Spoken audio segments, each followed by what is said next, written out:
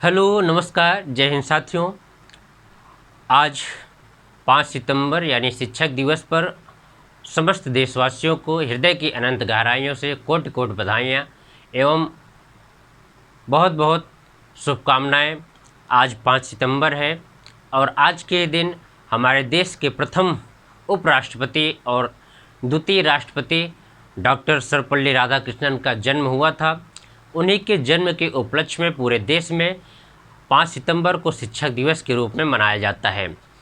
Doctor Sarvepalli Radhakrishnan का अभूतपूर्व योगदान रहा है भारत की संविधान सभा में, और इसके साथ साथ भारत के विकास में भी उनका अथक एवं महत्वपूर्ण योगदान रहा है।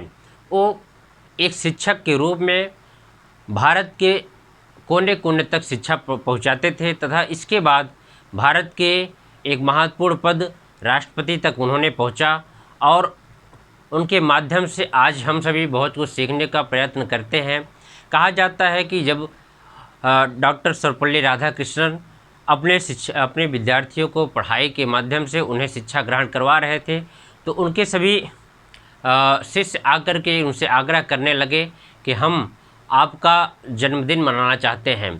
तो उन्होंने इस बात को लेकर के मना किया, लेकिन बार बार जब विद्यार्थियों ने उनसे इस बात के लिए आग्रह किया तो उन्होंने कहा कि आप हमारे जन्मदिन को मनाइए, लेकिन इस प्रकार मनाइए कि हमारे देश में जितने भी शिक्षक हैं उनका सम्मान बढ़ सके।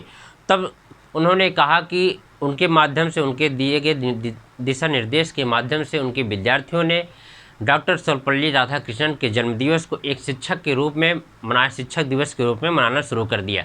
तब से लेकर के आज तक शिक्षक दिवस के रूप में मनाया जाता है।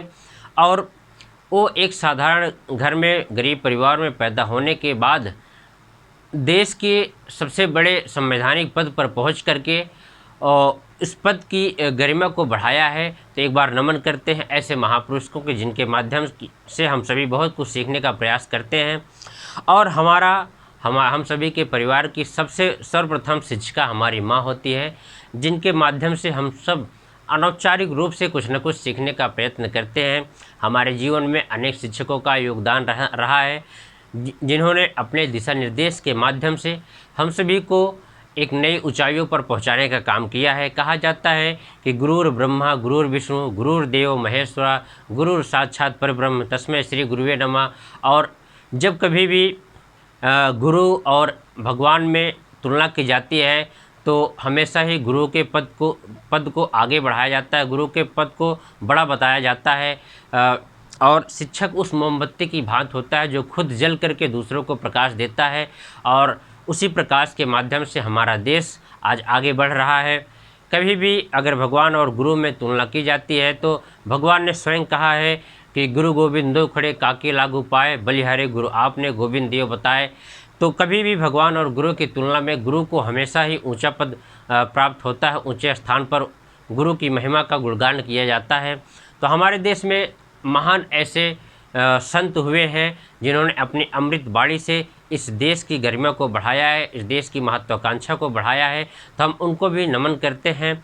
और एक विद्यार्थी और गुरु का जो संबंध होता है, जब भी विद्यालय में भी एक शिक्षक अपने विद्यार्थियों के सामने खड़ा होता है तो वह उसे अपने पुत्री की भांति मानता है और उसे उसी प्रकार से ढालता है। जिस प्रकार एक कुम्हार अपने घड़े को पीट करके एक सुंदर रूप प्रदान करता है, उसी प्रकार एक शिक्षक कभी भी डांट डपट करके अपने विद्यार्थियों को एक सुंदर घड़े के समान बनाने का प्रयास करता है। और कभी भी एक शिक्षक अगर हारना चाहता है तो वह अपने विद्यार्थियों से ही हार करके खुश हो जाता है। जब कोई भी कभी कुछ भी हारता है तो वह दुखी हो जाता है, लेकिन एक शिक्षक का पद ही ऐसा होता है, जब वह अपने विद्यार्थियों के द्वारा हारता है तो निश्चित रूप से वह प्रसन्न होता है। आज शिक्षक दिवस है 5 सितंबर के दिन। तो सभी विद्यार्थियों का एवं जिन्होंने जो हमारे शिक्षक रहे हैं, हमारे गुरुजी रहे हों, जिनके माध्यम से हमने ज्ञान अर्जन किया है, उन सभी का मैं धन्यवाद करते हुए आज अपनी वाणी को यहीं समाप्त करता हूं। जय हिंद, जय भारत। और पुनः आप सभी को शिक्षक दिवस की ढेर सारी शुभकामनाएं।